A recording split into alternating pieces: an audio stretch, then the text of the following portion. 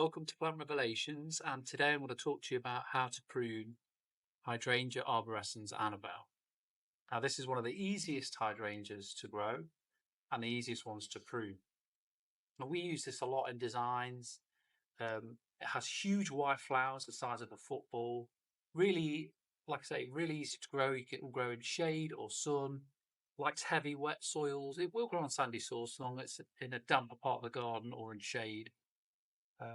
A perfect plant, especially if you're a bit of a beginner, because it's so easy to prune as well. What I'm doing today when I'm pruning this, you cannot do with the macrophylla type. So that's the pink and blue ones that change colour depending on the acidity or the alkalinity of the soil.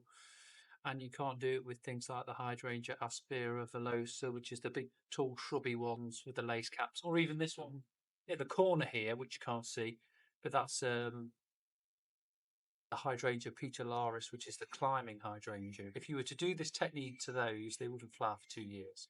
So with the Hydrangea arborescens Annabelle, all you do this time of year, around about January, February or March time, is you prune it really hard down to anywhere between 6 inches and a foot, and just above a pair of buds.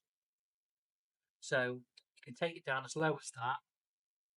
And the light brown ones are dead, so we can take those right down to the ground. We can actually take it right down to the ground, but the bush will only get to about 2 foot tall. Whereas if we take it down to about a foot, it'll be like 3 or 4 foot tall, be much more impressive. Now, if you don't prune these hard, what you'll end up is with just lots of small flowers that are only the size of like a baseball or something like that. They're not very big, but like I say, if you prune it hard, basically the plant goes into shock. It produces lots of nice strong shoots, and the fewer shoots are basically you end up with these huge aggressive flowers. Now these are normally always white. There is a pink form, but it's a bit insipid and a bit of a dirty pink.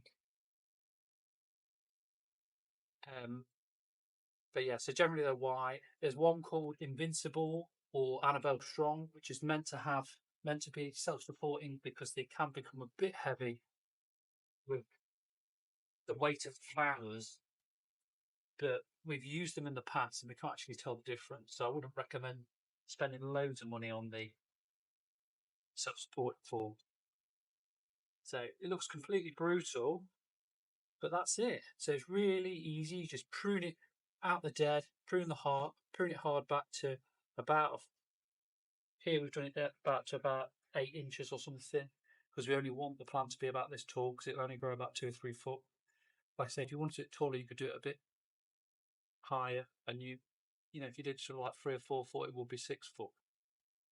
Now, if you want to propagate this plant, the good thing about it is it suckers very much like lots of other perennials rather than a shrub, and you can just pull bits out like that, and you can put that on, and within a year you get a nice new plant. Alternatively, what you can do is you can do hardwood cuttings with all of these bits that took off.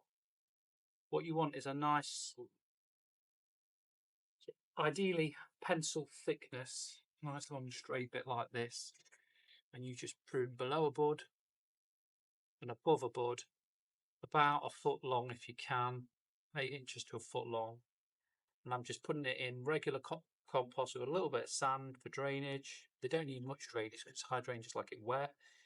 And then you can just shove this with at least 10 cuttings, push them in almost all the way. And I would expect, if I did 10 cuttings in that, I'd expect to get at least 8 or 9 plants out of it because they root so easily. Anyway, I hope you've enjoyed this video today, and you now know how to prune your Hydrangea Annabelle. Thanks for watching. Please like and subscribe. Bye.